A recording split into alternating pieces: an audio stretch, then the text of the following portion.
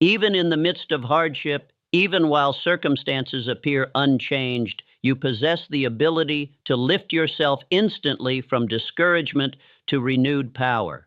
There exists within you a force that responds not to outward conditions, but to inner direction. And when that force is awakened, it alters the quality of every experience that follows. Today, we shall examine practical and time tested principles through which a person may restore inner balance, regain optimism, and meet life's challenges with composure and strength of spirit. This is not a matter of chance, it is a matter of understanding.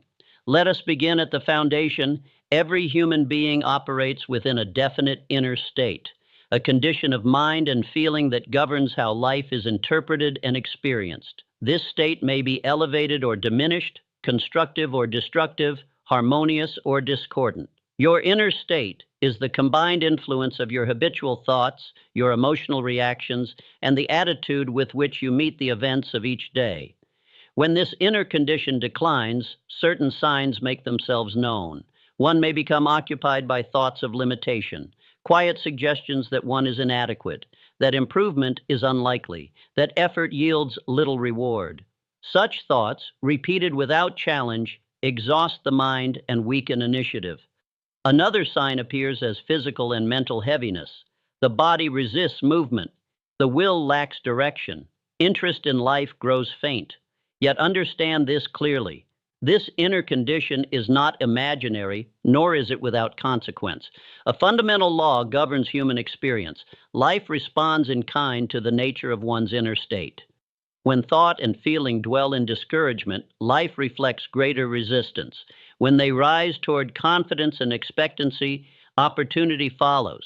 This is not mystery, it is order. The first step toward mastery is awareness. Begin by observing your thoughts. Notice the emotional tone with which you respond to ordinary moments. The instant you recognize a downward pull, you gain the power to redirect it. Ask yourself this simple question: what good exists in this moment, however small? It may be the warmth of sunlight, the presence of a trusted companion, or the quiet miracle of having awakened to another day. This practice does not deny difficulty. It places difficulty in proper proportion. For even in the most trying hours, some measure of good remains, and whatever the mind consistently acknowledges begins to grow in influence. Carry this understanding forward. Awareness is the gateway through which all transformation enters. When the inner state changes, experience must follow. Now that we have established the importance of one's inner condition, let us examine one of the most powerful forces available to the human mind for its immediate elevation. This force is gratitude. Gratitude is often spoken of lightly, as though it were merely a polite habit or a pleasant sentiment. In truth, it is a commanding principle of transformation. When gratitude occupies the mind, emotions such as fear, resentment, and despair lose their hold. They cannot exist in harmony with appreciation, just as darkness cannot remain where light is consciously introduced. Observe how this law operates. The mind is forever engaged in selecting. It magnifies whatever it consistently contemplates. When attention rests upon loss, limitation multiplies. When attention shifts toward appreciation, the spirit responds with renewed vitality. Gratitude trains the mind to search for value rather than deficiency. Imagine your life as a cultivated field. What you nourish will grow. If you water disappointment, it spreads. If you water appreciation, strength and opportunity take root. This is not imagination, it is cause and effect. One of the simplest yet most effective disciplines is the daily acknowledgement of blessings. Each day, deliberately name a few things for which you are thankful. They need not be grand, they need only be genuine. Health, companionship, useful work, nourishment, shelter, or even the quiet satisfaction of completing a small task. The vital element is feeling. Gratitude that is merely spoken carries little force. Gratitude that is felt reshapes the emotional climate of the mind. Another powerful expression of gratitude lies in appreciation toward others. When you recognize value in another person, when you speak encouragement or acknowledgement, you elevate not only them, but yourself. Energy moves in circles. What you give returns enlarged. Some may ask, how can one feel grateful when life appears unkind? This question reveals where gratitude becomes most valuable. In moments of difficulty, gratitude serves as an anchor. It does not deny hardship, it steadies the mind within it. One may be grateful for endurance, for lessons unfolding, for unseen strength rising quietly beneath the strain. Even gratitude for breath itself restores balance to the nervous system and clears the mind for better decisions. Gratitude does not mean one has accepted limitation. It means one has chosen mastery. It declares, I recognize value even now, and therefore I am not defeated. This attitude dissolves resistance and invites cooperation from life itself. Remember this well. Gratitude is not the reward of success. It is the soil from which success grows. Carry it with you through the day. Let it shape your reactions. Let it inform your perspective. And you will find that circumstances once heavy begin to lighten, not because they vanished, but because you rose above them. Having discovered how appreciation lifts the inner condition, we now advance to a principle equally essential to self-mastery, the discipline of presence. Most states of discouragement arise from one of two sources. The mind lingers over yesterday, or it races ahead to tomorrow. One becomes entangled in past regrets, remembered failures, or former disappointments, or else the mind projects itself into imagined futures filled with uncertainty and fear. In either case, power is lost, for power exists only in the present moment. The past cannot be altered, the future cannot yet be acted upon. But this moment, this precise instant, is the only point at which choice, direction, and change are possible. When the mind is anchored in the present, it is no longer ruled by emotional echoes or fearful projections. It becomes calm, alert, and receptive. This condition is not accidental, it is cultivated. The practice of deliberate attention, what some may call watchfulness, restores command over thought. It consists of observing one's thoughts and sensations without surrendering to them. You notice, but you do not submit. You witness, but you do not become entangled. One of the most direct methods for restoring presence is through conscious breathing. The breath is always of the present. When attention follows the breath, the mind is gently withdrawn from distraction. Pause now and consider this simple exercise. Inhale slowly through the nostrils, counting evenly. Hold the breath for a brief moment, then release it with the same calm measure. As attention follows this rhythm, the nervous system steadies and the mind regains clarity. Another powerful discipline involves the deliberate use of the senses. Observe the world immediately before you. Notice form, color, sound, and texture. When you fully attend to what is seen, heard, or touched, thought loses its grip. Awareness returns home. In this state, anxiety dissolves, not because circumstances have changed, but because resistance has ended. Presence restores harmony. This does not mean the mind will never wander. Thoughts of past and future will arise, but with practice, you learn to observe them as passing visitors rather than permanent residents. They drift across awareness like clouds across the sky, noticed but not obeyed. As this habit strengthens, something remarkable occurs. Inner agitation subsides, decisions become simpler, emotional balance returns. The inner condition naturally elevates, for the mind is no longer divided against itself. Presence is acceptance without surrender. It is strength without struggle. As you move through the hours of the day, return often to this awareness. Pause, breathe, attend. In doing so, you will discover that the present moment, once overlooked, holds the very power you have been seeking. Thus far, we have examined the influence of thought, emotion, and attention upon the inner condition. Now we turn to a factor too often neglected, yet equally decisive, the physical body. The body is not separate from the mind. It is the visible expression of inner energy. When enthusiasm declines, the body reflects it. Movement becomes heavy. Posture weakens. Vitality recedes. Conversely, when purpose is alive, the body responds with lightness, strength, and readiness. This relationship is governed by law. Energy must move or it stagnates. Physical movement stirs dormant forces within the system. It releases tension, clears congestion, and invites renewed circulation of life. This need not involve strain or excess. Any movement that restores rhythm to the body serves this purpose. Gentle stretching awakens dormant muscles. Measured walking restores balance. Deliberate motion, synchronized with breath, harmonizes mind and body. There is particular benefit in movement performed with awareness.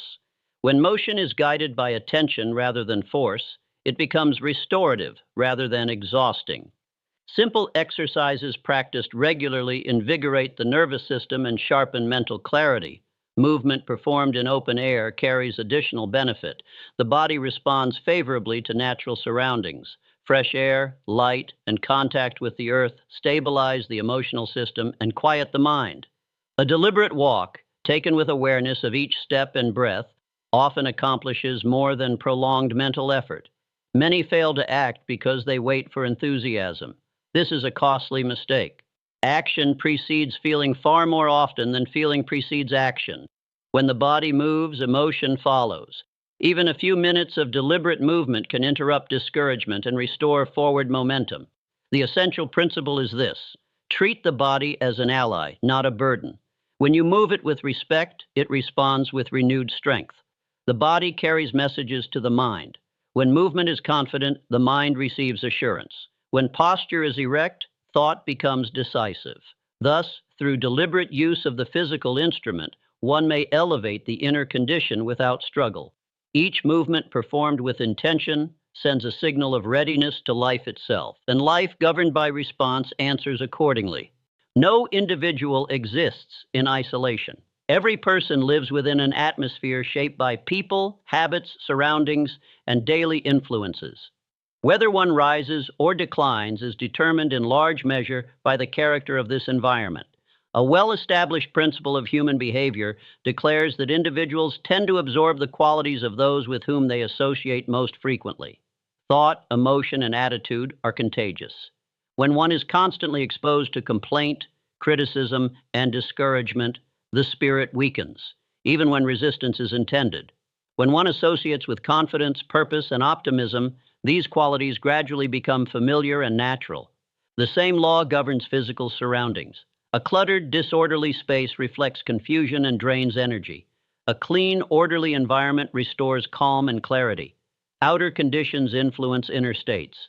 This does not imply that one must escape the world or withdraw from all hardship. It implies discernment. One must become selective.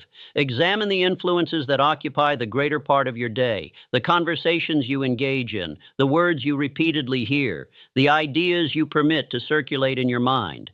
If these influences elevate thought and strengthen resolve, they serve you. If they weaken ambition or dull hope, they must be reduced. This selection is an act of self-respect. Seek association with those who encourage growth, those who speak constructively, those whose presence inspires forward movement rather than resignation. Such associations nourish confidence and awaken latent ability. Likewise, the material environment deserves attention. A single quiet corner, ordered and intentional, may become a sanctuary for reflection. A place where thought is gathered rather than scattered. It is not extravagance that matters, but harmony. When the outer environment reflects order and purpose, the inner condition follows. Some will argue that conditions cannot always be controlled. This is true, yet influence is not absolute. Primary exposure is. You need not eliminate all negative contact, but you must ensure that positive influence predominates.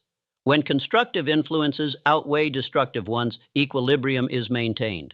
Remember this: you are not merely affected by your environment, you are shaped by what you repeatedly allow into your awareness.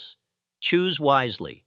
When the atmosphere surrounding you supports growth, your inner condition stabilizes, your vision clears, and your capacity for achievement expands.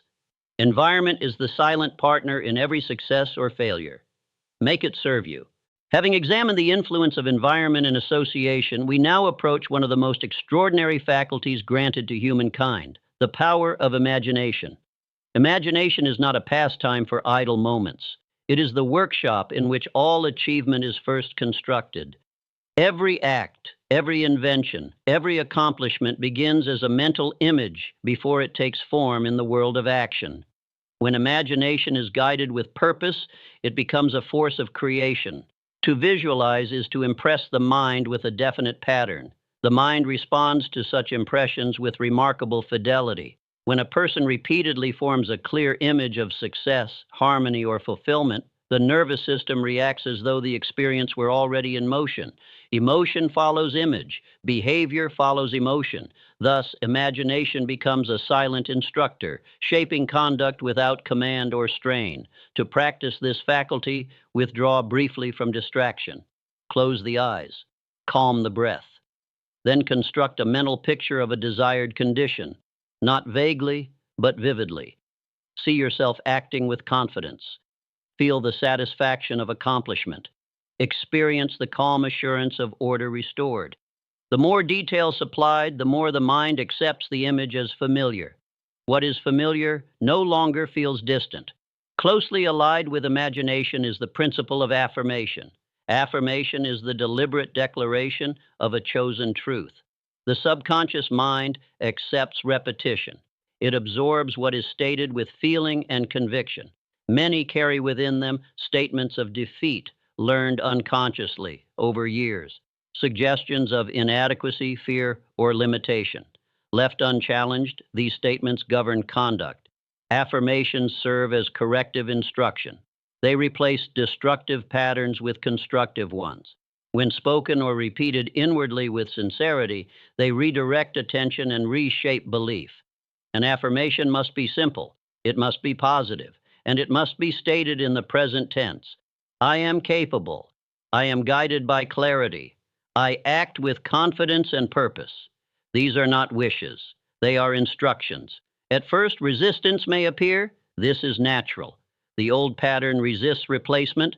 Persist. Repetition, coupled with emotion, gradually dissolves resistance.